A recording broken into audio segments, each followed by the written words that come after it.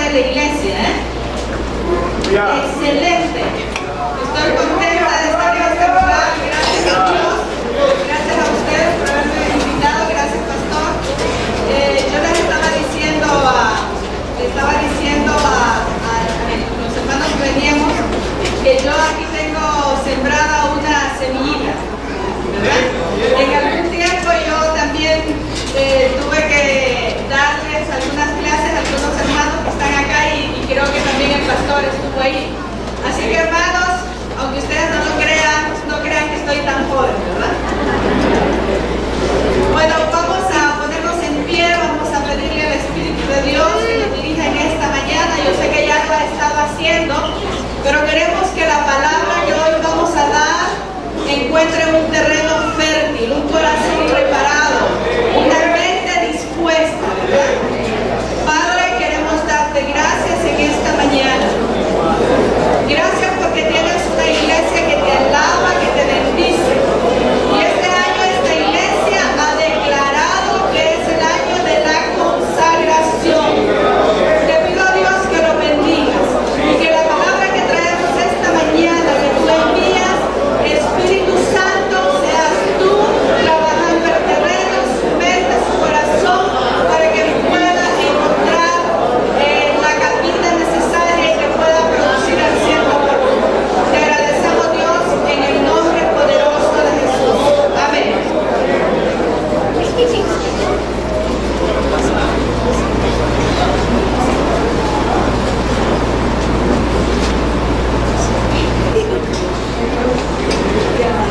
Vamos a leer en nuestras Biblias el Salmo 100. Yo estoy seguro que ustedes hasta se lo saben cantando, ¿verdad? Y de hecho creo que lo podríamos decir hasta de memoria. Vamos a ver cómo estamos, cómo es esa memoria. Vamos a ver. Cantad alegres a Dios, habitantes de toda la tierra. Servid al Señor con alegría. Venid ante su presencia con regocijo. Reconocer que el Señor es Dios. Él nos hizo y no nosotros a nosotros mismos. Pueblo suyo somos y ovejas de su prado. Entrad por sus puertas con acción de gracia, por sus atrios con alabanza.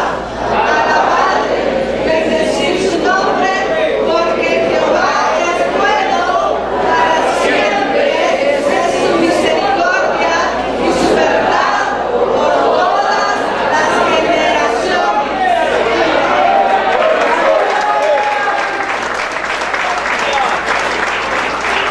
Ya podemos sentarnos para escuchar la palabra.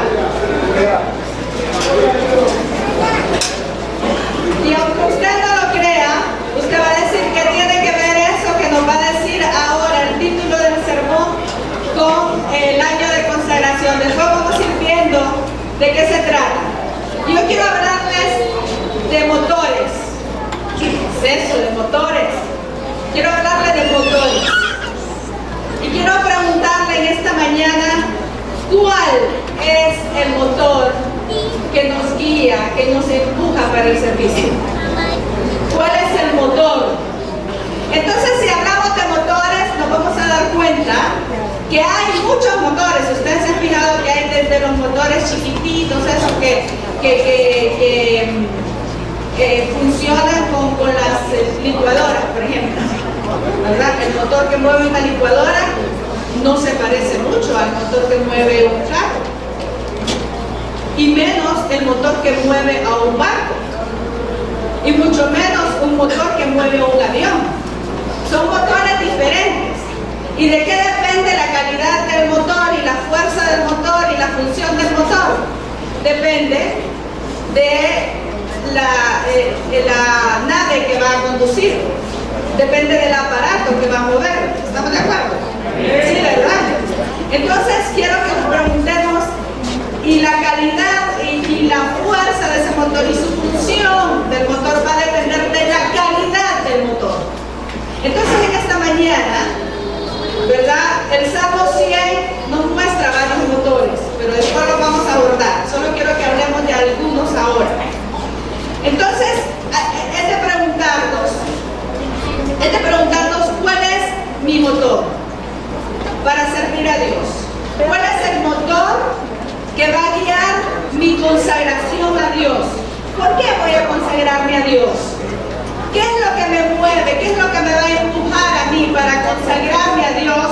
Para decidir que aunque ya le he entregado mi familia, aunque ya le he entregado mi vida, le he entregado mis bienes, mis posesiones, mi mente, mi corazón, ¿qué es lo que me motiva a mí para hacer eso? El Salmo 100 es muy interesante. Aunque ustedes no lo crean, existen motores y motivaciones no muy buenas cuando uno sirve a Dios y aparentemente uno cree que son buenas. Y quiero que las analicemos en esta mañana. Es interesante porque el apóstol Pablo, cuando habla a los filipenses, cuando empieza él a que se encuentra en aquella cárcel y él está diciendo, algunos sirven a Dios por interés, otros sirven a Dios por contienda, otros sirven a Dios por, ¿cómo se llama? A sumarme más complicaciones a mi vida, pero yo sirvo a Dios porque vale la pena servir. ¿Saben? Dios para mí, Jesús para mí es lo máximo que ha podido ocurrir. Yo sirvo a Dios porque Dios ha hecho tantas cosas por mí que aunque yo le entregara mi vida, le entregara mi familia, le entregara todas mis generaciones y que mis generaciones le sirvieran, aún así yo sigo en deuda con Él, porque Él se lo merece todo. Entonces, quiero que hablemos de un motor que ha tenido que ver con el servicio a Dios, y es el motor del castigo divino. El motor del castigo divino. Ustedes saben que en la historia de la humanidad la gente ha servido a Dios porque tiene miedo. Pero yo creo que nuestro Dios no se merece que le sirvamos porque tenemos miedo. ¿Ustedes creen que se lo merece? No, Él no se merece eso. Pero han habido personas que le han servido por miedo. Israel, aunque ustedes no lo crean, Israel, el pueblo de Dios, fue un pueblo que sirvió a Dios muchas veces por miedo político. El pueblo de Israel, por ejemplo, cuando servía a Dios y Dios decía, bueno, van a ir a la guerra y no vayan por favor a tocar, Dios les mandaba que no fueran a tocar del anatema. El anatema era todo aquello el botín que se recuperaba. ¿Se acuerdan ustedes? Y algunas veces no tocaban el anatema porque una persona que tocara el anatema, es decir, tomara una posesión o un elemento del botín que se recogía en la guerra, entonces Dios destruía a esa familia. ¿Ustedes recuerdan cuántas familias fueron destruidas en el Antiguo Testamento por haber tocado el anatema? Entonces la gente servía a Dios y no tocaba el anatema por miedo. Además de eso, servían a Dios por el tema de las ataduras generacionales, por las maldiciones generacionales.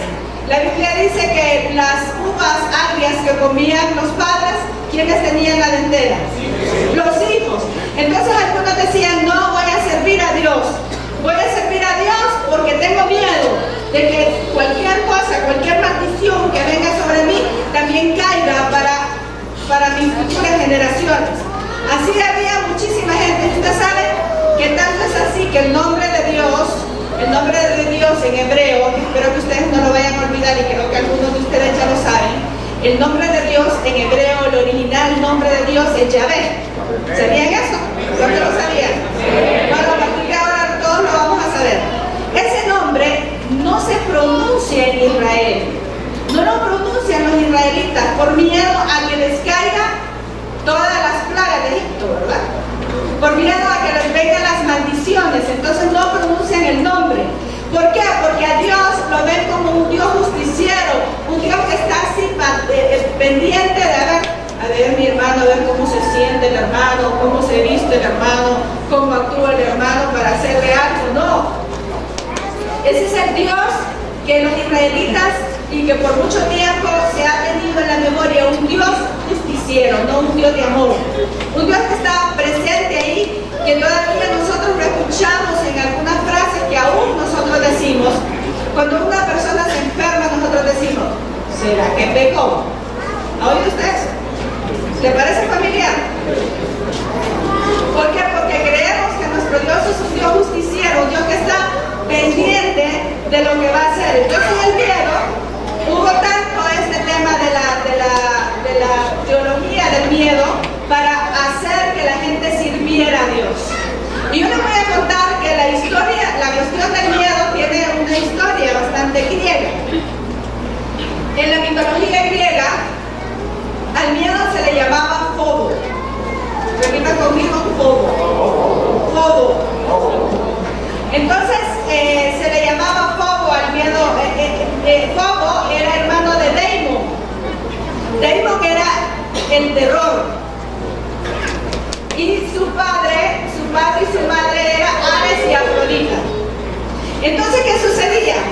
Ares, Deimos y Fobo eran hermanos y eran los que se unían para la guerra, se unían para combatir al enemigo. Entonces, si alguien tenía pánico en la guerra, si alguien tenía terror en la guerra, es que le había abierto las puertas a Deimos y a Fobo, ¿me entienden?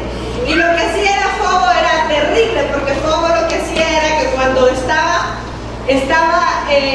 lograba que una persona muriera a causa del miedo, entonces se ponía en la puerta del Hades, que era el infierno, a esperarla. Ustedes saben qué terrible era para la gente pensar, Fobo me va a estar esperando en el infierno. Así que imagínense ustedes. Y de esas palabras de Fobo vienen las palabras fobia, ¿verdad? La palabra fobia, que uno dice, yo tengo xenofobia. Hay gente que tiene tanto miedo para pararse a hablar en público, que yo cuando era niña sí era, ¿verdad? Fue el Señor el que me fue quitando todo el temor, así que ahora yo más bien disfruto estarlo viendo a ustedes. Había, por ejemplo, xenofobia, de ahí vienen las fobias. Necrofobia, que tiene que ver con miedo a la muerte. Mucha gente tiene miedo a la muerte. Aunque ustedes no lo crean, yo nunca le he tenido miedo a la muerte. Así que yo en eso sí no tenemos ningún problema. Tenemos ahí las hidrofobias, hermano. Miedo al agua. ¿Sabe cuántas veces yo tuve miedo al agua? Tenemos las aerofobias. Vamos a ver. Miedo a las alturas.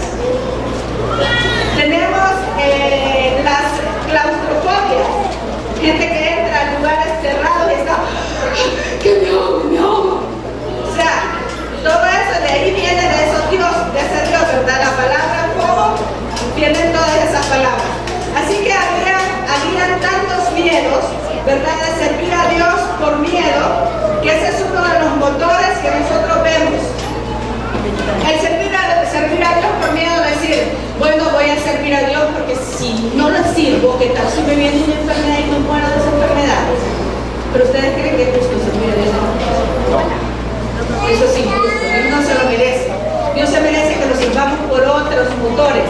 Entonces ese fue un miedo. En segundo lugar, vamos a ver cuál fue el primer miedo.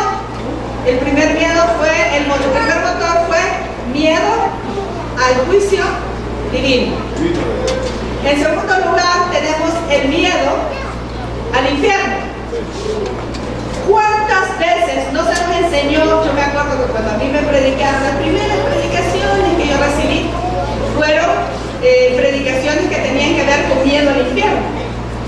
Es que si no te arrepentiste vas al infierno. Y yo creo que yo por ahí me fui acercando a Dios, fíjense, por el tema del miedo al infierno. Pero ahora que yo soy cristiana, que amo al Señor, que yo sé lo que Él se merece de mi servicio, me doy cuenta que servir a Dios por miedo al infierno también es ser desleal a Dios.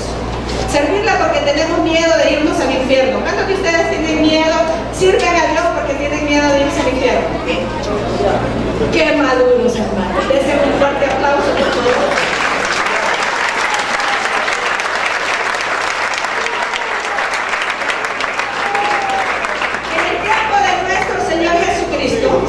El infierno era considerado como una gehenna. En algunas versiones aparece la palabra gehenna. donde se vendía fuego. Pero ahí, usted sabe que si usted va a la basura y usted encuentra todo tipo de desperdicios orgánicos, desperdicios de todo tipo, entonces eso como que se fermenta y empiezan a aparecer los gusanos. ¿Los ha visto? Muchos gusanos. Entonces la gehenna era comparada con el infierno era comparado con la gehenna, en donde crecían mucho los gusanos. Por eso Jesucristo dice que el infierno es un lugar donde el fuego nunca se apaga y el gusano no muere. Pero entonces la gente estaba con tanto miedo del infierno que la gente empezó a servir a Dios por miedo al infierno, ¿verdad? Por ejemplo, en el tiempo antes de la Reforma Protestante, no sé si ustedes han oído hablar de eso, la gente servía a Dios por ese temor. Entonces lo que hacían había aparecido también una instancia interesante que es el purgatorio en ese tiempo. La gente pensaba en el purgatorio, creía en el purgatorio. Creía que las almas que habían conocido a Dios, habían conocido a Jesús en ese tiempo, ¿verdad? Pasaban a un estado del purgatorio, y ahí por eso la palabra purgatorio es purgarse, es decir, limpiarse para luego ir al cielo. Pero obviamente nosotros no lo queremos así, ¿verdad? La palabra de Dios lo dice diferente. Pero en ese tiempo se utilizó mucho el miedo en ese sentido del purgatorio y del infierno para sacarle dinero a la gente. Usted sabe que en ese tiempo había salido un personaje llamado Tetzel. Este Tetzel había sido enviado por el Papa de entonces porque ellos se habían dispuesto a construir la Basílica de San Pedro. O sea, miren la Basílica de San Pedro ahora, ¿verdad? Que ahora viene siendo como una ciudad, todo el Vaticano. Entonces llegaba Tetzel y decía, en cuanto la moneda cae en el arca, un alma del purgatorio se levanta. Entonces la gente lo que hacía era vender sus propiedades, vendían todo lo que tenían para comprar un certificado de salvación. Lo iban a comprar y decían, con este certificado de salvación se va a salvar tu hijo o tu hija durante tanto tiempo y va a pasar de un estado del purgatorio a otro y va a llegar al cielo. Así se aprovechó el miedo de ir al infierno para hacer de la fe una economía, un mercado y ¿cómo se llama? Todo un intercambio de bienes, ¿verdad? Como un trueque. Tú haces esto, imagínense que la gente tenía la potestad, según entre comillas, ¿verdad? De decirle a alguien, te vas a salvar si das, por ejemplo, la propiedad que tienes en tal lugar. Así fue como el miedo fue uno de los motores por los cuales la gente sirvió a Dios, ¿verdad? A través del miedo al infierno. Algunas personas, por ejemplo, cuando eran llamadas para el ministerio, no era así como nosotros, hermanos, y yo quiero decirles algo. No sé si ustedes han escuchado hablar o se han educado o se han formado sobre el tema de la Reforma Protestante. Pero es interesante porque fue la Reforma Protestante la que hizo que nosotros alabáramos a Dios hoy. Fue la Reforma Protestante la que permitió que usted se acerque a Dios libre y gratuitamente al trono de la gracia para alcanzar socorro usted personalmente. No necesita ningún intermediario. Fue la Reforma Protestante la que permitió, que yo digo que ha sido uno de los logros más grandes, pastor, que yo, siendo una mujer y usted un varón, usted se pueda casar y aún servir en el ministerio. Y yo me pueda casar y servir en el ministerio. Porque en aquel tiempo, y hasta hoy, si usted se fija, hasta hoy en la Iglesia Católica no se casan para servir. No pueden servir si son casados. Es decir, si usted va a ser sacerdote o cura, usted debe quedarse sin casarse. Y las monjas que sirven tampoco se casan. Pero nosotros tenemos la gran bendición de la Reforma Protestante que rompió con eso. Entonces, ¿qué sucedía? Lo que sucedía era que el miedo al infierno hizo que muchas personas se quedaran así serias para siempre.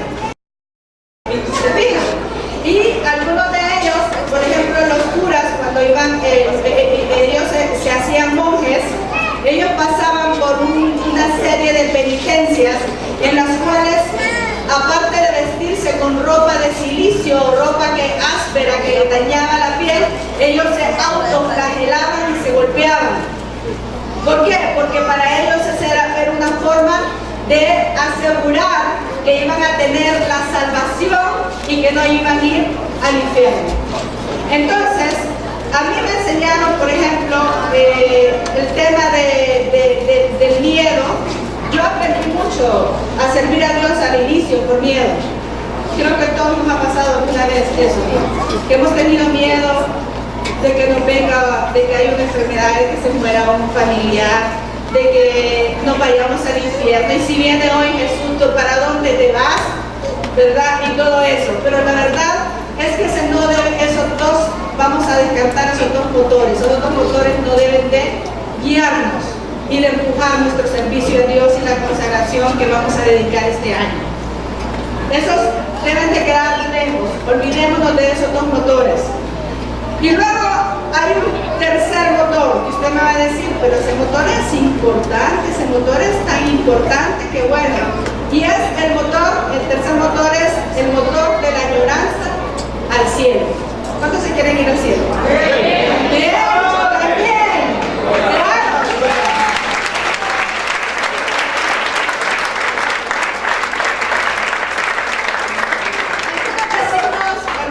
Algunos decimos, vamos a servir a Dios. Voy a servir a Dios y voy a predicarle a esta persona y voy a ir allá. Y yo he escuchado esas frases que la gente dice, voy a hacer esto y voy a hacer lo otro, también voy a predicar el evangelio, y cuando se convierte alguien dice, aleluya, ya tengo otra perlita en mi corona. ¿Los han escuchado? Algunos estamos predicando a Dios y evangelizando porque queremos más perlas en la corona, ¿verdad? Y otros es porque mi casita, seguramente mi casita entre comillas, ¿verdad? Mi casa en el cielo va a ser mejor que la del otro, y aquello, ¿verdad? Como esos grandes predicadores que le han predicado a millones y millones y millones de personas se han convertido con ellos. Imagínense ustedes que pueden estar estimando que su casa y su corona, imagínense, ya no le cabe una perla más. La añoranza al cielo ha sido otro motor, es un motor bueno, pero no debe de ser el definitivo para servir a nuestro Dios. Entonces van a decir ustedes, ¿cuáles son los motores? Ya lo vamos a ver, el Salmo 100 lo dice correctamente. Entonces, la añoranza al cielo es esa cuestión. Pero miren qué interesante. Ustedes saben que en la iglesia primitiva, la gente que ha sufrido grandes persecuciones, y cuando usted lee la historia de la iglesia, es una cosa extraordinaria, pero es una cosa apasionante. Pero cuando usted se da cuenta que la gente, escúchame bien, la gente no servía a Dios por miedo a que le sucediera algo. Al contrario, consagraban su vida, la ponían a los pies del Señor para que la tomara en el momento que Él quisiera, como testimonio a las grandes multitudes que se reunían en los grandes coliseos para presenciar la muerte de los cristianos.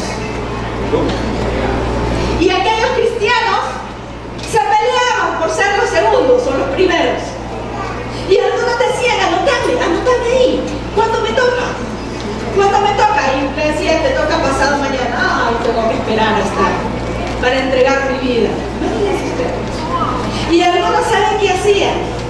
La historia dice que algunos eran golpeados por aquellos verdugos y tenían una resistencia extraordinaria, sobrenatural, de tal manera que aquellos verdugos tomaban los látigos y tomaban los peores instrumentos para golpear a los cristianos, y ellos terminaban desmayados, descansados, y aquellos vivos. ¿Qué le parece? Lo lindo es que cuando los cristianos, preste atención usted, qué cosa tan espectacular, cuando los cristianos iban a ser entregados, que para ellos era una alegría, se levantaban y decían, hoy me toca a mí. Y nosotros cuando decimos hoy me toca a mí. No cuesta, ¿verdad? Tenemos miedo de muchas cosas, hasta estamos padeciendo de delirios de persecución. Porque estamos con tanto amor por la vida y amor por las cosas que no nos damos cuenta que nuestra vida, que toda buena dádiva y todo don perfecto descienden del Padre de las luces de Dios.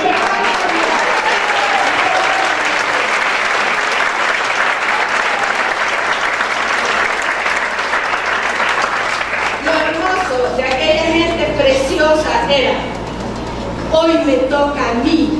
Serían desvelados pensando en el gran testimonio que darían delante de miles y miles de personas que estaban ávidas por escucharnos. Y las mujeres se vestían con vestidos blancos, con coronas y velos, y se ponían perfumes para ir y morir y entregar su vida por su amado Jesús. ¡Qué hermoso! Y los varones se vestían, se perfumaban e iban con la cabeza levantada, erguidos, porque iban a representar al Maestro. Ellos sabían del cielo, pero no era el cielo el que les atraía. Ellos conocían el cielo y sabían que que en el cielo hay una corona para mí, y que también la Biblia dice que Dios tomará una piedra blanca y en esa piedra está verdaderamente escrito mi nombre. Seguramente que lo habíamos. Y que tengo tantas cosas, y que lo más hermoso que a mí me va a poder ocurrir en mi vida, aparte del servicio que he tenido, que le he entregado a Dios, que he hecho aquí, lo más hermoso, ¿sabe qué va a ser? Contemplar los ojos de Jesús.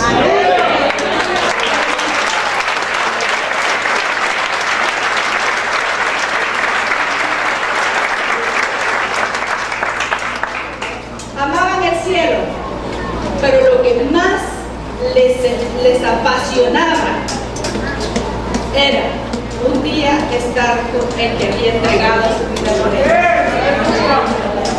No era el cielo el que les atraía, era el Dios que creó el cielo, el que le había comprado con precio caro sus vidas.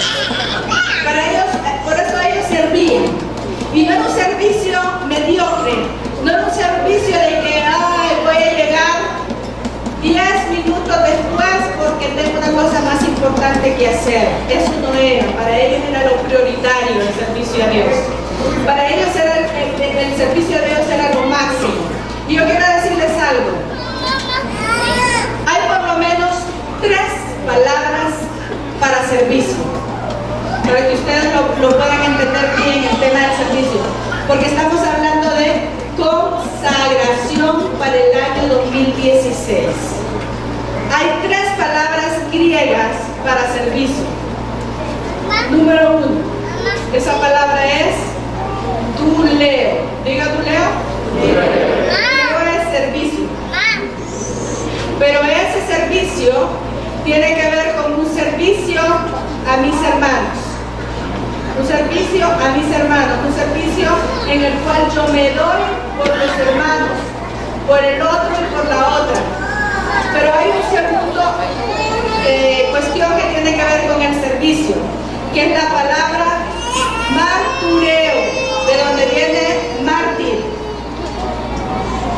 Y es el servicio que hacían los cristianos de los cuales les acabo de hablar hoy. Son aquellos que quieren dar testimonio y quieren convertir su vida, sus acciones, sus hechos, su historia en mártir. Convertirse en mártir. ¿Para qué? Para servir a Dios hacia el prójimo. Y luego tenemos servicio, que tiene que ver con liturgia, que es lo que ustedes acaban de hacer acá. Liturgia es culto, servicio a Dios, así se traduce, servicio a Dios. Es decir, Dios no solamente nos está pidiendo liturgia, mis hermanos. Dios nos está pidiendo duleo y martureo.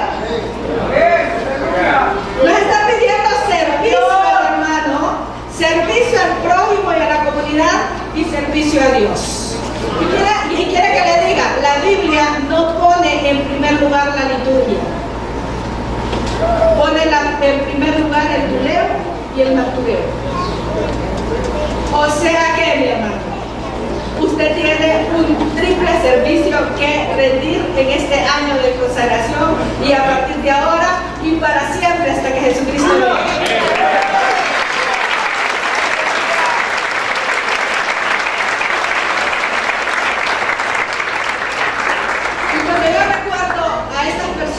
Estas personas que han estado con su vida amenazada para servir a Dios, nos han dejado en la historia un gran legado.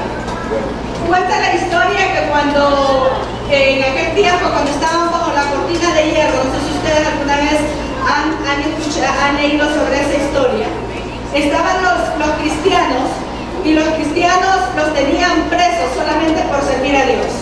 Y lo que hacían ahí, en ese lugar era que le daban un pan semanal para que comieran. Es decir, la mayoría estaban desnutridos. Y entonces decían ellos, vamos a diezmar el pan. ¿Para qué creen ustedes? Diezmaban el pan que le daban a la semana para dárselo a aquel hermano que estaba más flaquito, más desnutrido. Y entonces lo diezmaban para que ellos se lo comieran y ellos se quedaban sin nada. Una vez llegaron a un acuerdo porque los cristianos no podían estar. Cuando la pasión está en el corazón del ser humano, no hay nadie que lo detenga, mi hermano. No hay nadie que lo detenga. Y entonces estaban tan apasionados que dijeron, no es posible que nos impidan predicar. Entonces se fueron y llegaron a un acuerdo con los verdugos. Y le dijeron a los verdugos, está bien, hagamos algo entonces, está bien, llegamos a un acuerdo, no nos impidan predicar, vamos a predicar y ustedes nos golpean. Ustedes golpeennos todo lo que quieran, pero déjennos predicar. Cada vez que nos encuentren predicando, golpeennos, no se preocupen, pero no nos impidan predicar. Y una vez, mientras estaba uno de los líderes predicando, ¿verdad?, con aquella unción del Señor, él transpiraba, ¿verdad?, sudaba de la pasión que tenía mientras predicaba. Entró uno de los verdugos, de los más malos que había en ese momento. Lo tomó, lo arrastró por toda la cárcel, lo golpeó, se cansó, casi lo fracturó, llegó y lo lanzó de nuevo al grupo de los cristianos donde él estaba predicando y se fue. Y cuando él se fue, el cristiano empezó a limpiarse el sudor, el que había sido golpeado, se empezó a limpiar, a sacudir y dijo, hermanos, ¿dónde nos quedamos cuando nos interrumpieron?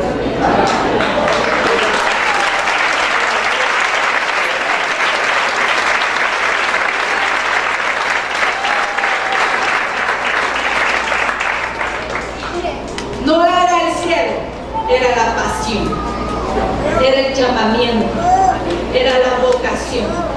Si tenemos vocación, si sabemos por qué hemos nacido, quiere que le diga una cosa, Iris Barrientos es una mujer realizada porque sabe, me he contestado las preguntas más importantes filosóficamente que se pueden hacer en la historia, y ustedes también. ¿De dónde vengo? Yo sé de dónde vengo. ¿Quién soy? Yo sé quién soy. ¿Qué hago en este mundo? También sé qué hago en este mundo y para dónde voy.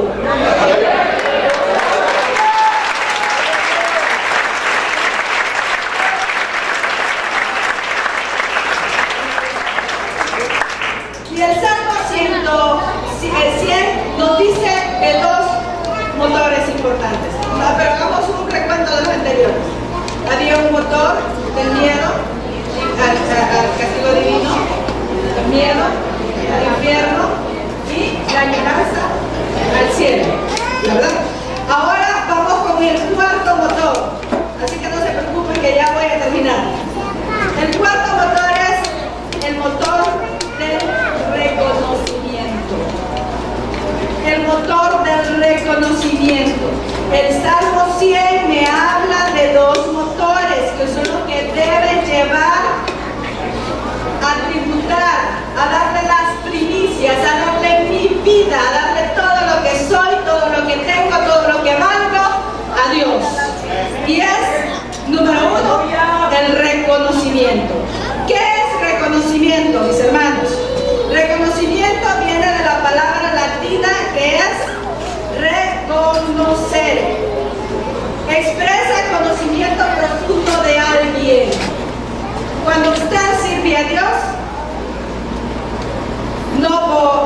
miedo divino, no por miedo al infierno, no por la añoranza de ir al cielo, es porque usted lo reconoce como alguien especial.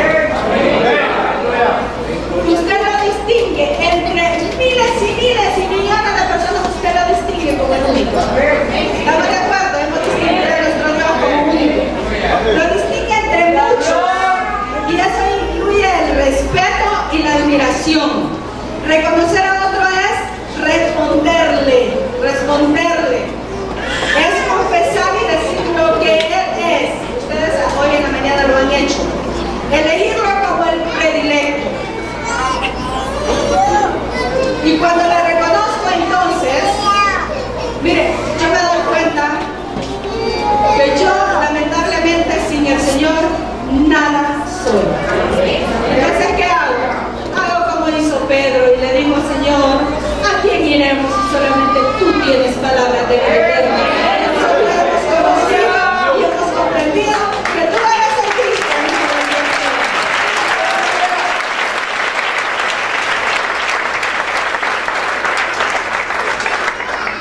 Y reconocer su autoridad. Yo me doy cuenta que yo estoy bajo autoridad continuamente. Estoy bajo autoridad.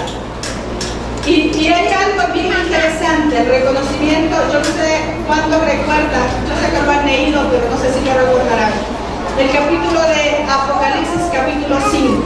Qué espectacular ese capítulo. Miren.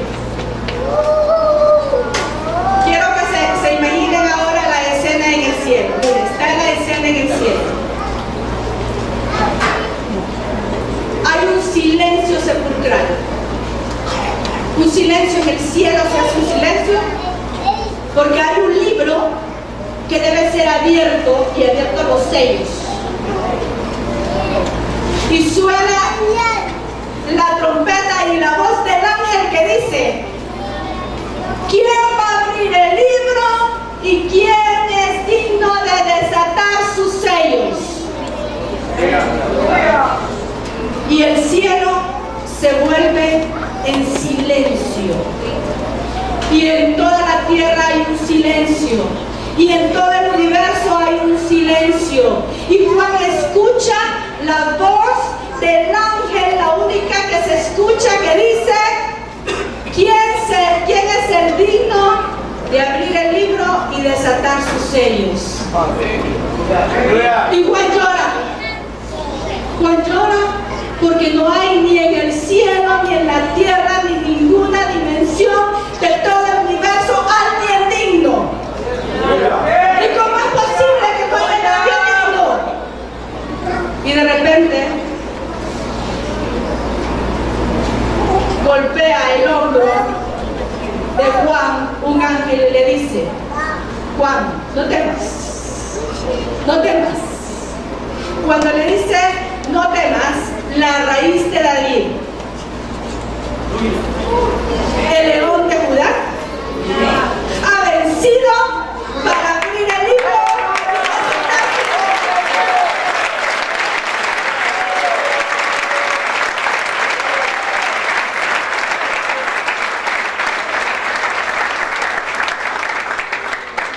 Y aparece en medio de la escena un cordero como inmolado. ¡Aleluya!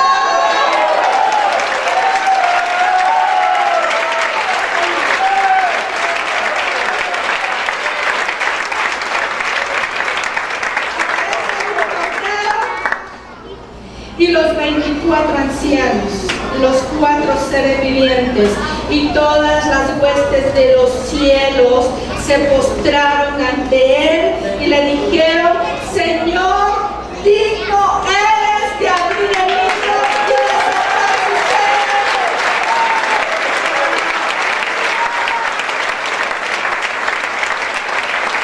Porque tú existes y nos has redimido de todo pueblo, lengua y nación.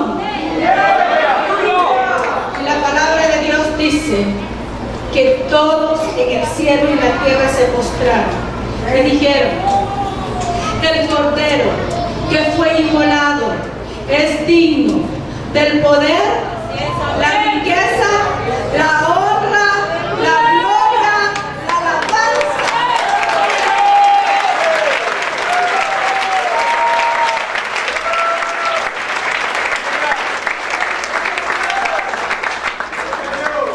Y yo digo, celebraré tu amor todos los días, celebraré tu gran misericordia, celebraré tu gracia inmerecida, celebraré tu amor.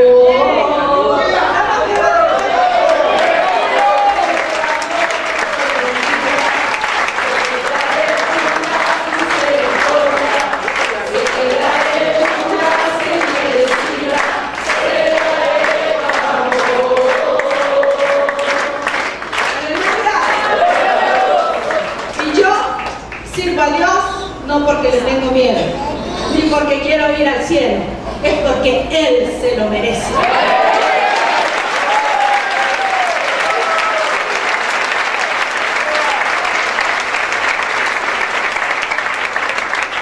Yo reconozco que mi familia sería un desastre. Reconozco en primer lugar que mi vida sería un desastre si yo no lo tendría, o seguramente no hubiese llegado hasta esta época, hasta esta fecha, hasta esta edad que tengo hoy, si no hubiera decidido un día decirle, sí Señor, te sirvo. Reconozco que mi familia no sería mi familia, ni la tendría si Él no me lo hubiera regalado, no me lo hubiera dado. Reconozco que todo lo que soy, que todo lo que tengo, que todos mis talentos, que todo mi conocimiento, o que lo que no sé, o que lo que no tengo, es porque Él lo ha permitido. Lo que yo soy, se lo debo a Él, por eso lo reconozco.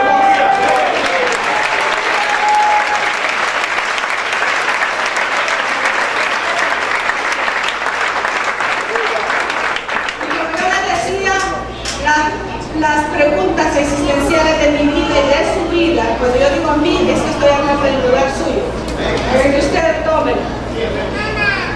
Las preguntas existenciales de mi vida han sido contestadas. Cuando me invito voy a predicar sobre eso. Me vuelvo a invitar. ¿De dónde vengo? ¿Usted sabe de dónde viene? Claro que sí. ¿Quién soy? Claro, también sé quién soy. ¿Qué hago en este mundo y para dónde voy? Han sido contestadas porque le tengo a Él. Reconozco que sin Él nada de lo que somos seríamos hoy. Y en quinto lugar, el último motor que nos señala el Salmo es el agradecimiento. Usted tiene que tener dos motores, únicamente dos motores para consagrar su vida en este año. Los únicos dos motores que deben de guiarlo a usted y empujar su servicio, el número uno es el reconocimiento y el segundo es el agradecimiento.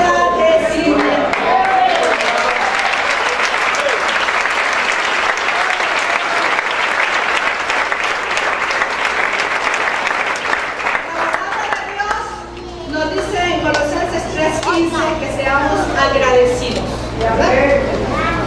Y el agradecimiento surge cuando una persona se siente en deuda con otros. ¿Cuántos tienen deuda con el Señor? Yo así me entregaba toda mi vida, le entregaba la vida de mi familia, de mis generaciones, para toda la eternidad. Yo aún seguiría en deuda. Entonces yo estoy agradecida con mi Dios. Surge cuando una persona se siente en deuda con otra porque le ha hecho algún bien, pero a nosotros no nos ha hecho algún bien el Señor. A nosotros nos ha hecho todos los bienes. El Señor me ha dado tantas cosas, como decía Julio Jaramillo, no sé si ustedes han escuchado ese canto que dice, me has dado tantas cosas, mi precioso Jesús, que yo sería ingrata si negara tu amor. Me has dado fe, me has dado paz, me has dado amor, me has dado gozo, algo así.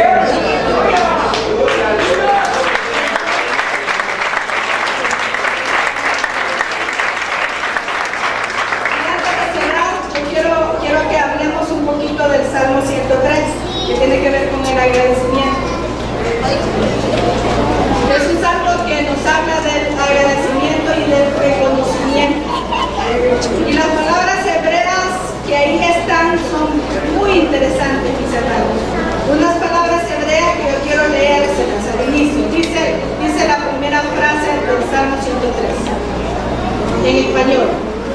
Bendice, alma mía, a Jehová. Y bendiga todo mi ser, su santo nombre. Bendice, alma mía, a Jehová, y no olvides ninguno de sus beneficios. Y en el hebreo dice, Nefishit et Yahvé Bekol Kerabit Eche. ¿Por qué creen ustedes que se lo estoy leyendo acá? De esta forma. Dice Beracá Nefishit. Entonces usa la palabra Beracá, que tiene que ver con bendición. Bendice. Beracá Nefishit el Bekol. Interesante. Bendice alma mía. Ya voy a decir qué quiere decir bendice. El salmista, yo me imagino que alguna vez caminando, no sé en qué posición estaba, tal vez acostado, tal vez bañándose, tal vez haciendo su trabajo, no sé qué era lo que estaba haciendo, pero él estaba en una actitud de meditación. Y se da cuenta que todo lo bueno que le ha ocurrido, todo lo que es su familia, todo lo que él disfruta, su ser, todo eso, se lo debe a alguien. Y la única forma, mis hermanos, de reconocer a ese alguien es bendiciéndolo. Y cuando se dice Nefishit, Nefesh, bendice alma mía, el alma no es así como nosotros queremos explicarla teológicamente, que a veces no logramos ni cómo explicarla. Pero ellos era tan sencillo decir, el alma de ellos estaba en los riñones, en el hígado, en el corazón, estaba en las, ¿cómo se llama eso? Las vísceras. En otras palabras es, bendice riñones míos al Señor. Bendice corazón mío al Señor. Bendice vísceras mías al Señor. Porque es mucho más que eso. Es como cuando usted va a un lugar y usted quiere, se encuentra en un peligro y da un alarido, que yo no lo voy a dar porque lo voy a asustar, ¿verdad? ¡Auxilio! Dice, ¿verdad? Con todo su corazón. O como cuando alguien se está ahogando. Aquella desesperación es, bendice alma mía. Y entonces la forma mejor para representar este bendecir a nuestro Dios es así, como ustedes han visto las cataratas del Niágara. Y aunque no hayan visto una catarata es una confluencia de agua que cae estrepitosamente sobre la tierra, salpica y rompe la piedra. Bendice alma mía al Señor.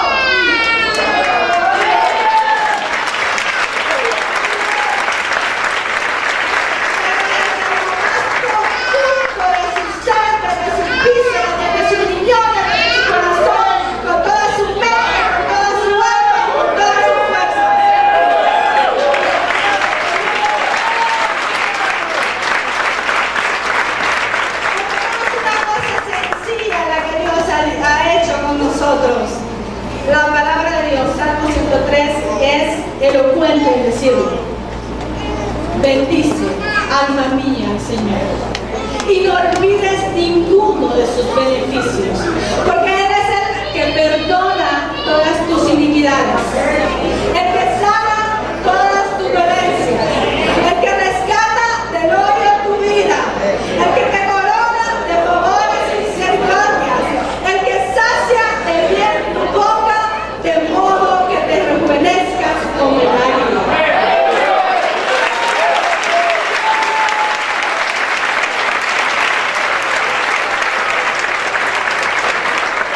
Entonces, Beracá, Nefishit, el Yahvé, Bekol, Keribí, el Shem. Bendícelo, bendice alma mía, todo el ser de Iris, su mente, su corazón, su vista, su boca, su actuar debe de estar consagrada este año para ese ser que dio la vida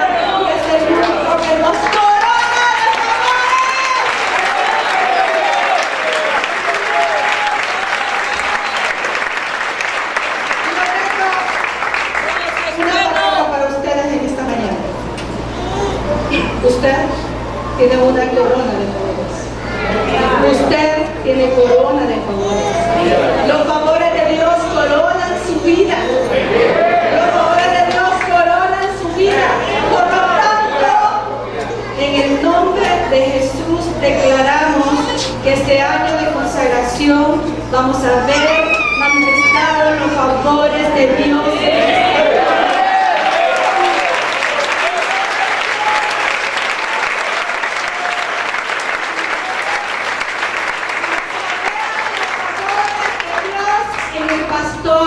Los favores de Dios en la iglesia.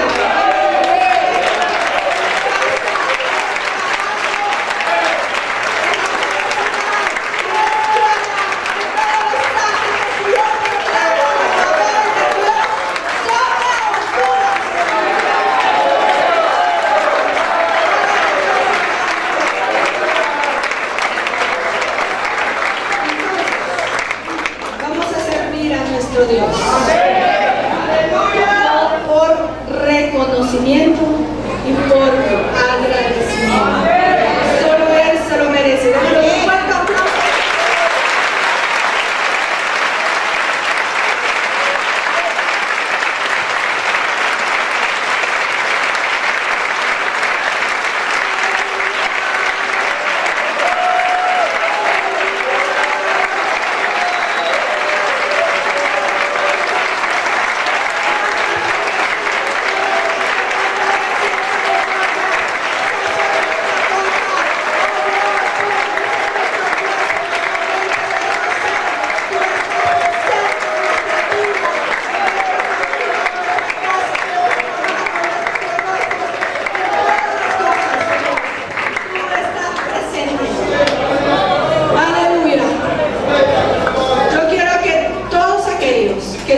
Que consagran su vida y que declaran el favor de Dios sobre sus vidas se pongan en pie.